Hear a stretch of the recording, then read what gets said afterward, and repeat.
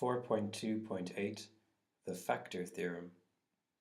For Leaving Cert Maths, higher level only, this video was produced by the UCD Math Support Centre in conjunction with the UCD Access Centre. So the factor theorem says that x minus a is a factor of the polynomial f of x if and only if f of a equals 0. And a polynomial is, remember, just some expression with powers of x. So here's an example. Suppose f of x is 5x cubed minus 14x squared plus 12x minus 3. Is x minus 2 a factor? And is x minus 1 a factor? So firstly, x minus 2. Well, that's in the form x minus a, so we can say a is 2. So we need to test f of 2. And if x minus 2 is a factor, I expect to get 0.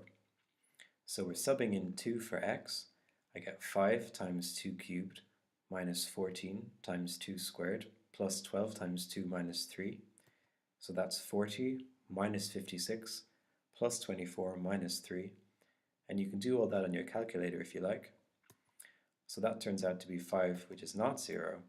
So therefore x minus 2 is not a factor. Second case, x minus 1.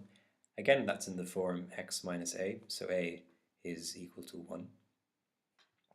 So let's test f of 1. Again, if it's a factor, I expect to get 0. 5 by 1 cubed minus 14 by 1 cubed plus 12 by 1 minus 3 is equal to 5 minus 14 plus 12 minus 3. And that turns out to be 0, so I can say x minus 1 is a factor. Example 2. Find p if x plus 3 is a factor of f of x equals 4x cubed plus 21x squared plus px plus 12. So they've told me x plus 3 is a factor. So x plus 3, let's equate it to the form x minus a, because I want to find what a is. So a is minus 3. A is always the root. So remember, if x plus 3 is a factor, minus 3 is the root. So we're told it's a factor, so we know the f of minus 3 is 0. So subbing minus 3 into my equation, I find that 4 times minus 3 cubed plus 21 times minus 3 squared plus p times minus 3 plus 12 must equal 0.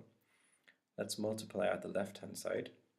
I get minus 108 plus 189 minus 3p plus 12 is 0.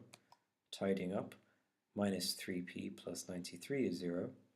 Remember, I want to solve for p, so let's subtract 93 from both sides and divide by minus 3, so I find p is 31, and I'm done.